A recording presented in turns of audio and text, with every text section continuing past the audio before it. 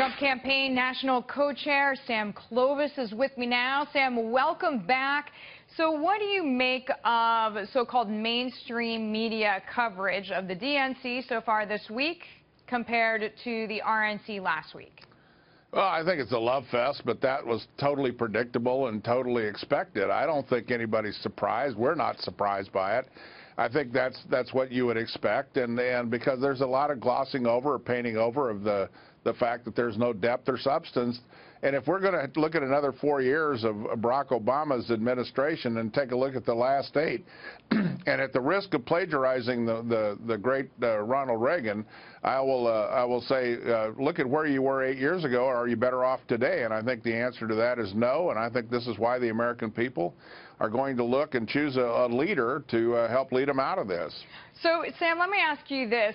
Leaking of sensitive info is a huge theme this week. Donald Trump tweeted this out on the DNC leak. If Russia or any other country or person has Hillary Clinton's 33,000 illegally deleted emails, perhaps they should share them with the FBI. Here he is with more. It's just a total deflection, this whole thing with Russia. You try to tie you the best they can to Vladimir Putin. I never met Putin. I don't know who Putin is. Do you have any major investments in Russia? None. Will you call on Putin to stay out of his election? I'm not going to tell Putin what to do. Why should I tell Putin what to do? Do you have any plans about asking a foreign government, Russia, China, anybody, to interfere, to hack into the system of anybody in this country? That's up to the president. Let the president talk to him. It's not even about Russia or China or whoever it is that's doing the hacking. It was about the things that were said in those emails. They were terrible things. Talking about Jewish, talking about race, talking about atheist, trying to pin labels on people. What was said was a disgrace. So, Sam, what do you think of Trump's response and the questions that got him there? That, you know, the trail. I've been on an airplane all day, and I'm not going to dodge this. I want to address this directly, but I will tell you that I think that what got us to this point, what Mr. Trump is doing, is speaking truth to power. He's sitting there saying, look, the whole issue is not whether it was Russia or China or North Korea or anyone else. The fact is that we had a private server run by the Secretary of State, of which 33,000 emails have disappeared.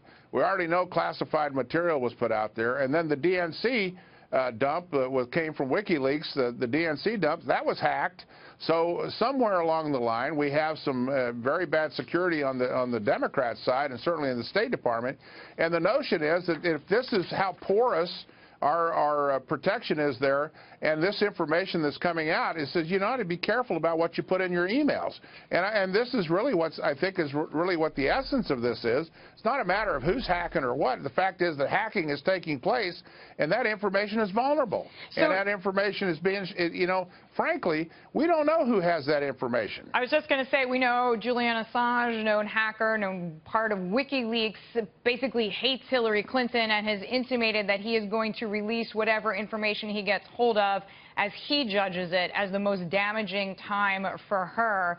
So in what way does that present even a wild card for the Trump campaign? I mean, I know it could be a kind of blessing, but it would also be very unpredictable.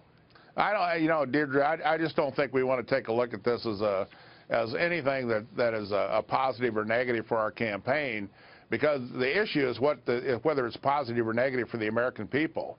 I think that they're going to have a clear choice, and this is really what I think it comes back to is reinforcing this narrative that Hillary Clinton is not trustworthy, that there are issues, that she has issues she has yet to answer for. And I think the American people will hold her accountable eventually, and that'll be held accountable on November 8th at the election time.